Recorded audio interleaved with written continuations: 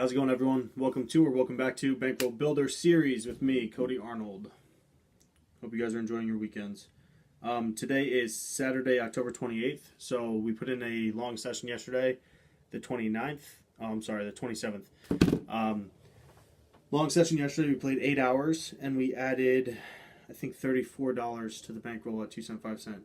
Anyone new to the channel, what we're doing here is we did a minimum deposit on Ignition Casino of $20. And we're playing 2 cents, 5 cents with a $5 buy-in until we get 30 buy-ins for the next level, which is 5 cents, 10 cents with a $10 buy-in. And we're going to continue to play through the stakes, building up to 30 buy-ins for the next level. And we'll continue this process until we get to $60,000. So we're about a month in now. The bankroll after yesterday's session is $226.29. We have played 81 hours. And so we're plus 206.29. There's a little stat sheet. So you guys could pause on that if you want to read it. So yesterday, like I said, 8-hour session,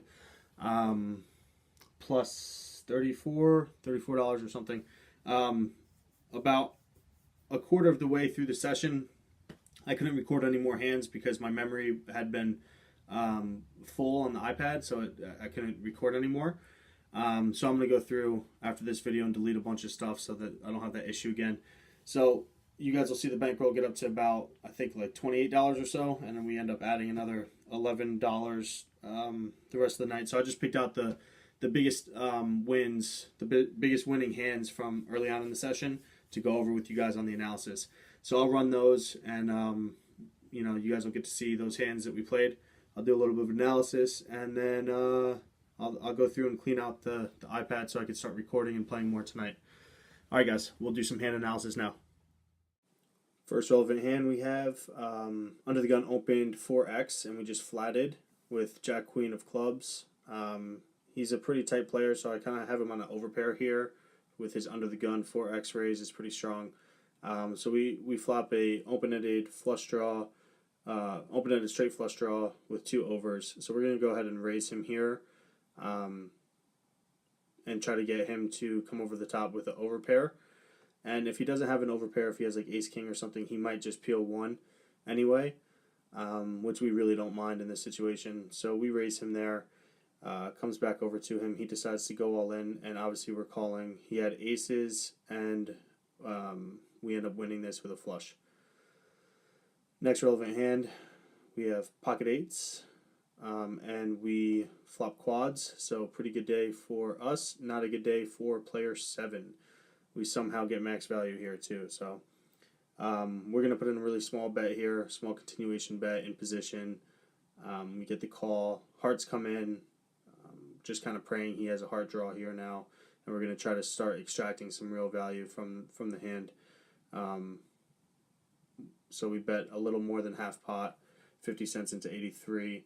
Still small enough to induce a raise. If he does have a flush draw, he might be raising here. So he does. He goes and raises.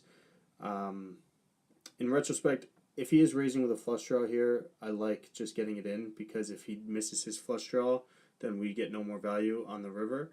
I think we just flat, though. If I could go back, I think I would have just put the chips in there. I don't know. It kind of really tells him we have an 8.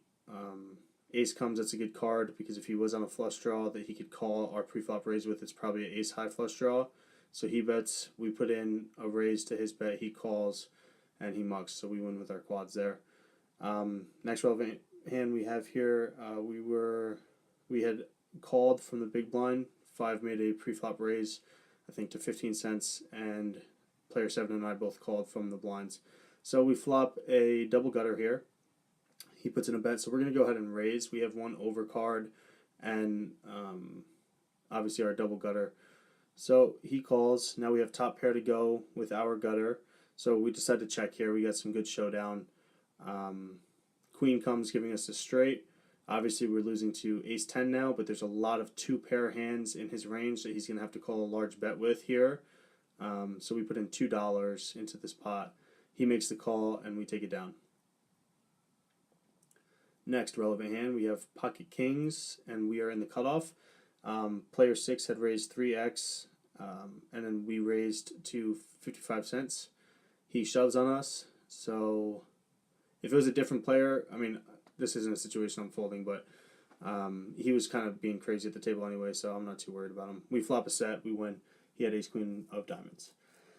Pocket eights. Again, another relevant hand. We are in the big blind and it limped around, so we're going to charge our normal 4x plus 1x per limper. 1, 2, 3, 4 limpers, 5 limpers, so we made it 45 cents. 9x. We get a couple colors behind. Queen high flop rainbow. So we're going to put in a continuation bet here just because the board is so dry. We're only really getting people to continue if they have a queen in their hand. All other hands are folding out, I would think. We might even fold out jacks, 10s, 9s, but they probably would have repopped us. So we're getting a call from anyone who has a queen, I think, and that's about it. So this guy raises us. He's been, I don't know, kind of making moves to see where he's at and stuff. So instead of re-raising him here, I like the just flat because there's really not any draws that I'd be flatting with. So I kind of can sell the queen better. So I like to flat there and then lead for what makes it look like I don't have any fold equity. So I put in 250. His stack size is 633. So if he was bluffing and just trying to take it down, trying to see if we had the queen, he has to fold here. He can't raise because he doesn't have enough to figure out afterwards, you know, what's going on. And if he does have a queen, then he just calls or ships, and then we can get away from the hand. But that wasn't the case, and we take it down.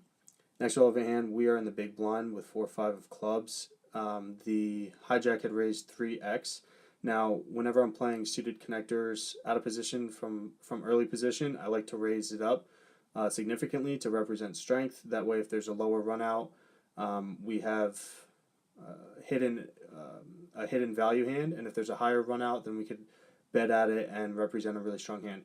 So we put in a really small micro bet here, hoping that he would raise us and we could come back over the top with our flush draw. He just flats, kind of exposes his strength. Maybe he has like ace jack or something like that.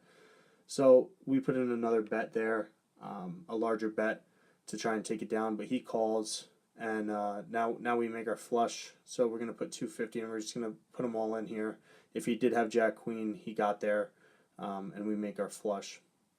So we just put all the chips in there, and he folds. So then we go on to play for a few more hours. Total play time was 8 hours, and I think we ended up cashing out around $39 or so. So the bank rolls up, like I said, to $226.29. We have added $206.29 since we began the series. We've played a total of 81 hours. We're just on a month now, so we're getting closer to the next level, the $10 buy-in. And I'll keep playing until we get there. Obviously, I'll keep posting up sessions for you guys to see the bankroll growth. And hopefully, I mean, if we could do this, if we can move up a level a month, we'll be able to be at 60,000. We'll be at 60,000 in 8 months, I think, if we're moving up a level a month, which would be really cool. That'd be a pretty good time, I think, if we're able to do it in 8 months. So that's really it, I think, guys. I'm gonna go ahead and play some more today. And if you guys have any questions or anything, I've linked my my Instagram on the page, on my page and underneath and stuff. You guys could shoot me like direct messages there on my Instagram. Also, my email's in the about or the info tab on the channel. So if any of you guys are playing, you don't really have many poker friends to talk hand analysis with. I got one guy that I play on Ignition. He asked for my number, and he bounces some stuff off me and just to talk about poker and things like that. As far as like advice, some people have been asking me for advice and stuff within their own poker, I guess not careers, but their own poker lives. As far as, well, I'm not gonna get into everything. It doesn't really matter. If you have any questions, anything you want to talk about, feel free to shoot me a message. I'm pretty good at getting back to people. And that'll be it. So enjoy the rest of your weekends. Happy Halloween, everybody. Be safe. And we'll see you for next episode. Later.